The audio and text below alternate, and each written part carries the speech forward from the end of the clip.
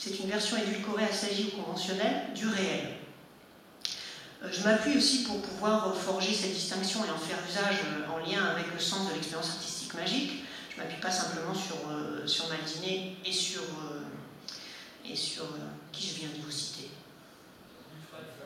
Michael Dufresne. Voilà. Mais je m'appuie aussi sur Bergson et Yankelevitch, donc qui sont deux philosophes qui aussi forgent cette distinction. Par rapport à votre question, je vais m'appuyer sur une définition du réel qui est celle de Maldinet et que je trouve très opératoire pour comprendre le sens de l'art de la magie et en quoi elle peut nous faire découvrir ou nous initier à la magie de l'existence.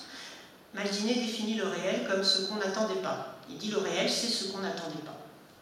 Autrement dit, le réel, c'est l'imprévisible. Ça, c'est une manière maldinéenne, une manière phénoménologique de définir le réel. On peut la définir autrement si on s'inscrit plutôt dans la mouvance bergsonienne. Bergson définit le réel, peut-être vous le savez, comme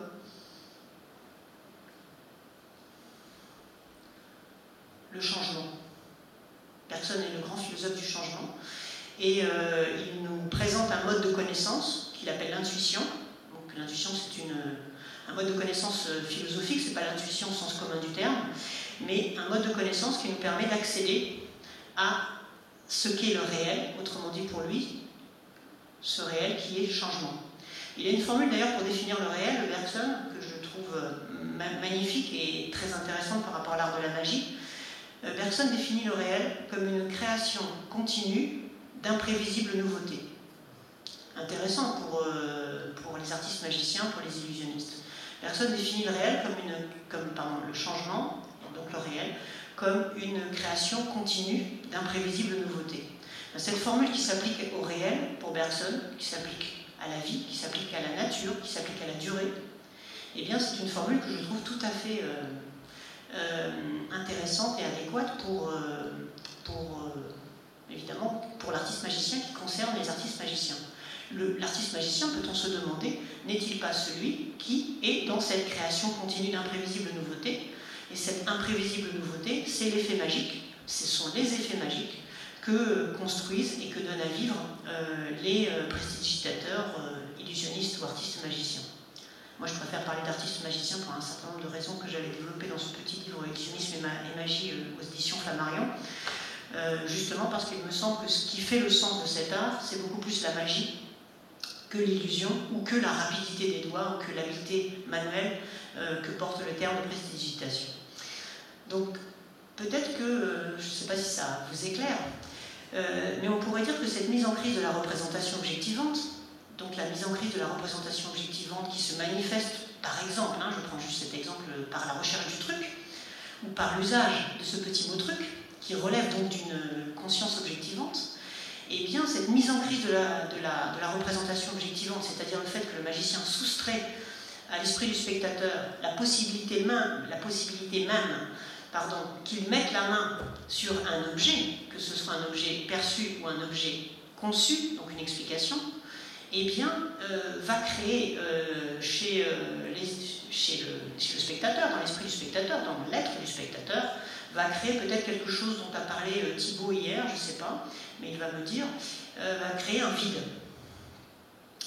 Va créer un vide. Et ce qui nous fait rejoindre aussi l'expérience socratique, sur laquelle je ne peux pas... Enfin, je n'ai pas le temps de développer aujourd'hui, mais il me semble qu'il y a vraiment un lien intéressant entre l'expérience socratique, qu'on appelle aporétique. Aporétique, c'est-à-dire que c'est quand on est dans une impasse, quand on est dans un vide intérieur, suite à une recherche qui n'a pas abouti. Quand on n'a rien à se mettre sous la dent, comme on pourrait dire, ou qu'on n'a rien à se mettre sous la main. Vous voyez, quand on n'a rien à se mettre sous la main, eh bien, le réel commence à vaciller. Le réel, dans ce cas-là, pour moi, c'est la réalité. Là. Donc, je vais maintenant faire usage de ma distinction. La réalité commence à vaciller, c'est-à-dire la réalité dans laquelle on se meut habituellement, avec des représentations objectives, avec des objets identifiés qui sont souvent partagés, qui fait que l'on peut communiquer les uns avec les autres, eh bien, on commence à vaciller parce que là, on n'a plus, on pourrait dire, ce soubassement, ces fondements de la réalité sur lesquels s'appuyer. Donc on est dans une sorte de vide, qui est aussi pour moi une dimension tout à fait intéressante de l'expérience magique, de vide intérieur, qui va peut-être nous offrir une possibilité. Et cette possibilité, c'est la possibilité de l'impossible.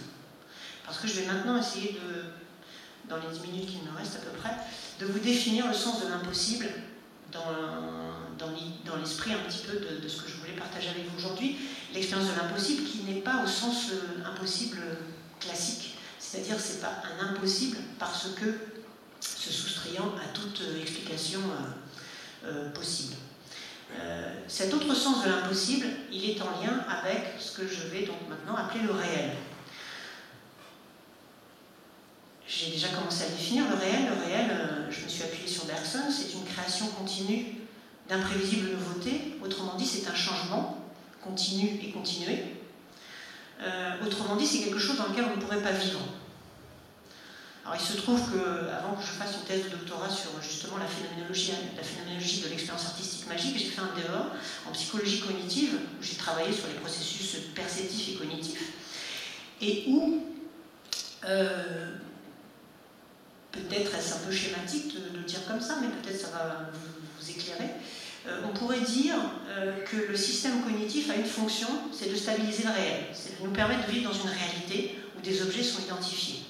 Alors que le réel, c'est quelque chose qui est sans cesse en mouvement. Donc ça rejoint les sagesses orientales, évidemment. Cette conception du réel comme changement, comme substantiel changement, on pourrait dire que c'est une métamorphose continue, mais une métamorphose qui n'est pas la métamorphose d'un objet existant, puisque la métamorphose, c'est un changement de forme, mais ça présupposerait déjà une forme préalable. Donc on est en deçà de cette dimension formelle, on pourrait dire, du réel, de la réalité, pardon.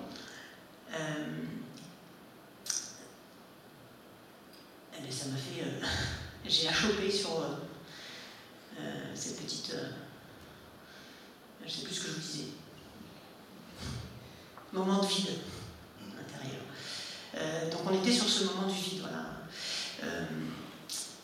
Je disais que donc une des dimensions de l'expérience artistique magique, c'était ce moment de vide qui faisait vaciller nos repères, qui faisait vaciller aussi pas simplement nos repères, mais notre conscience technique, notre conscience objective ou objectivante, qui est la conscience habituelle, qui est la conscience avec laquelle on vit, on pourrait dire, quotidiennement. Ah oui, je retrouve le fil. Ce que je voulais vous dire en vous parlant des expériences que j'ai pu conduire en psychologie cognitive par rapport à l'expérience, par rapport aux effets magiques et autour de magie, c'est qu'on peut découvrir que la fonction de notre système perceptif et cognitif, c'est de stabiliser le réel, je disais. Donc c'est de faire en sorte que dans le réel, eh bien, il n'y ait plus ce surgissement continu, ce jaillissement perpétuel, qui est cette création continue d'imprévisible nouveauté, qui est le réel, selon moi. Donc jaillissement continuel, surgissement perpétuel. Donc je disais, c'est absolument invivable. Si on vivait dans le réel, on serait totalement fou. Donc notre système cognitif, pour le dire schématiquement, c'est un système qui permet de déterminer et d'identifier des objets de représentation. Et ces objets de représentation, qui vont être après communs à l'être humain, on pourrait dire, plus ou moins communs. Donc c'est pas que du singulier, il y a aussi du commun, donc du général aussi, lié aux lois de notre perception et de notre cognition. Eh bien, c'est le monde dans lequel nous vivons habituellement et que j'appelle réalité. Et qui fait que le réel est stable. Si je me retourne, je vais avoir l'idée que mon micro, je vais le retrouver à mon retour de regard. Le réel est stable, il a une certaine, on pourrait dire une certaine, j'ai un mot sur le bout de la langue. Pardon? Oui, tangible, tout à fait. C'est pas ce mot-là. Il a une certaine permanence, qui s'associe aussi au côté tangible. Donc ce moment du vide, en lien avec l'expérience artistique magique, mais là pour le coup l'expérience magique, c'est pour moi le moment de la déprise. C'est-à-dire c'est une possibilité qui nous est offerte de se déprendre justement de cette conscience objectivante, cette conscience qui est en fait une conscience de prise et d'emprise. Et qui fait que d'habitude, on a une prise sur le réel, et que, sur la réalité, pardon. Non, on a une prise sur le réel, de par la construction de cette réalité, soyons précis. On a une prise sur le réel de par la construction de cette réalité. Et pour le coup, on peut vivre dans un monde, tout court. J'allais ajouter un qualificatif, mais ce n'est pas forcément une bonne idée. On vit dans un monde. Donc, moment critique, on pourrait dire, propre à cette odyssée existentielle. L'artiste magicien orchestre un moment critique qui va être donc un moment de vide, un moment qui va être un moment de déprise. C'est une possibilité, la déprise, parce qu'il y a des gens qui s'accrochent coûte que coûte à cette recherche du truc, à cette conscience objectivante, et qui ne va pas justement, un certain nombre de spectateurs qui ne vont pas se convertir à l'existence ou au réel, comme je vais le définir maintenant.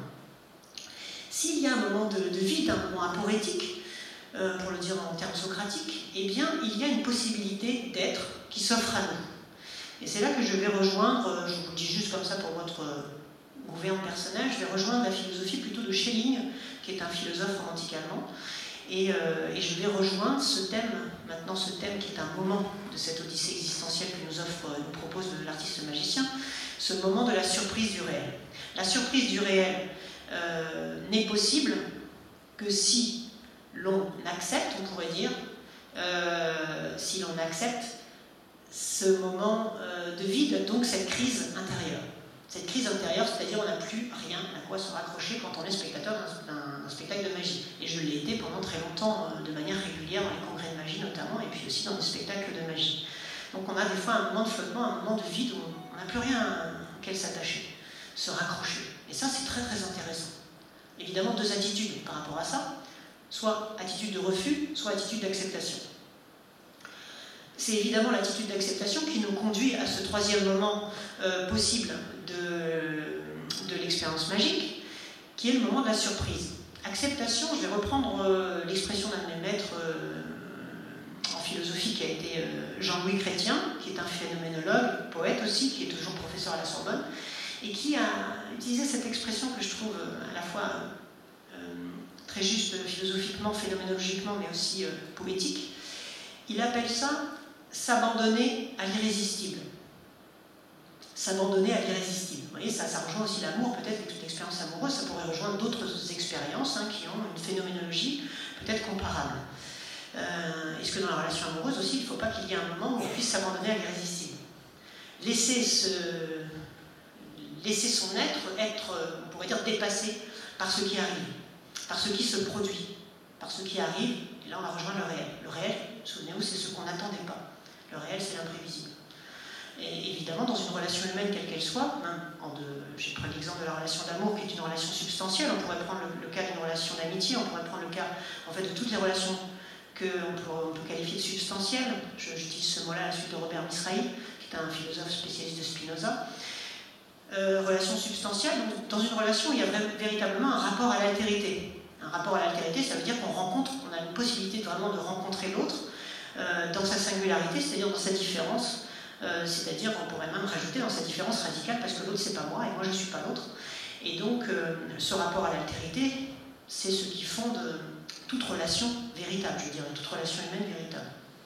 Et c'est quelque chose qui me semble aussi être présent dans l'expérience artistique magique, cette dimension du rapport à l'altérité, qui est en lien avec cet abandon possible à l'irrésistible, et qui peut nous permettre de nous convertir à ce que je vais maintenant appeler l'existence, au sens fort du terme, ou le réel. Dès lors que l'on cède à cette expérience aporétique, à ce vide, eh bien, ça va peut-être, ce vide, nous ouvrir un nouveau possible, qui n'est pas un ailleurs du réel, je dirais, c'est pas un autre ordre de réalité, ou du réel, comme vous l'avez dit, c'est pas un dédoublement du réel, on reste dans entre guillemets, dans le réel.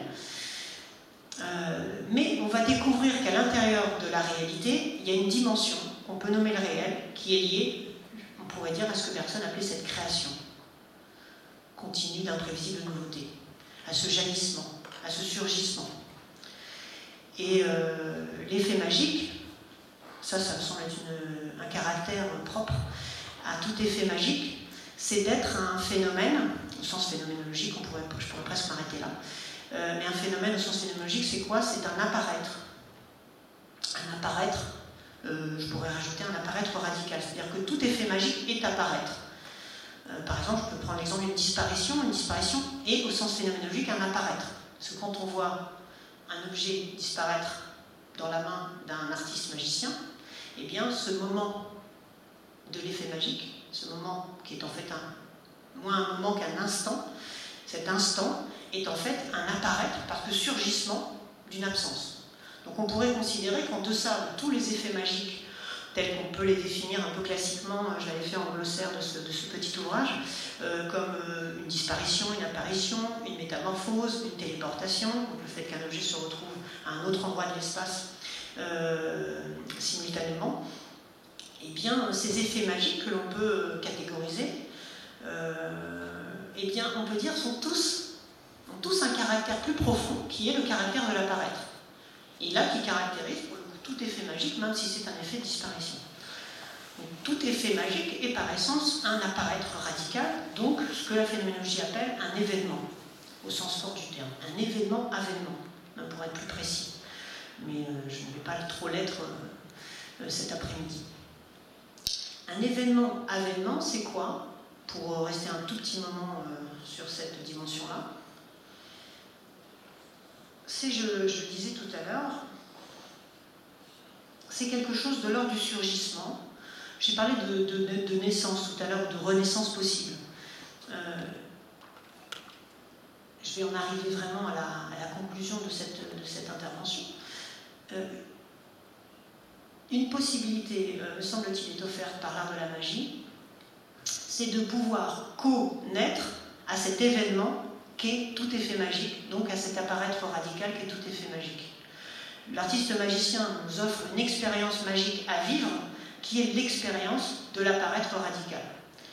Et donc, l'effet magique dans ce cas-là, s'il est défini comme un apparaître, s'il est saisi comme un apparaître, eh bien, de quel type, de quelle nature est-il? Eh bien, je dirais de la nature d'un événement, voilà un mot que j'ai déjà employé, de la nature de l'acte. C'est un acte, là je prends une formule de Yankelevitch, c'est un acte drastique. Donc c'est un surgissement, si j'avais à le dessiner, je ferais tout simplement une flèche, où je peux faire le geste. Un surgissement, c'est un acte radical. Donc c'est une effectivité, donc tout effet magique pour moi est une effectivité, que l'on peut, on pourrait dire, épouser en tant que spectateur, et c'est là que l'art de la magie peut devenir une initiation à la magie de l'existence. Parce que cette magie de l'existence, Vladimir Yankelevitch le définit comme ça, il dit c'est un faire-être créateur. Pour qu'il y ait un monde dans lequel nous vivons, c'est-à-dire dans une réalité, comme on l'a défini tout à l'heure, eh bien il faut qu'il y ait d'abord la possibilité d'un monde. Et ce faire-être créateur, c'est en nous-mêmes, c'est une origine, pour reprendre un terme cher à Thibaut, on a échangé quelques mots là-dessus hier, c'est une origine non pas au sens chronologique du terme, c'est une origine intérieure qui rend possible l'ouverture d'un monde. Donc c'est on pourrait dire, c'est le mouvement même de l'ouverture en nous que nous fait éprouver l'art de la magie. L'art de la magie a cette possibilité existentielle qui est pour moi d'une puissance folle, qui est de nous faire vivre eh bien, ce mouvement d'ouverture du réel, ce mouvement d'ouverture de la vie, qui est que pour qu'il y ait un monde, il faut d'abord pour qu'il y ait un monde, il faut d'abord qu'une ouverture se produise en nous. Or, me semble-t-il, tout effet magique est une ouverture radicale en tant qu'apparaître radical. Maltiné a une petite formule par rapport à cet événement-avènement qu'est l'apparaître, et que donc moi j'applique à l'effet magique.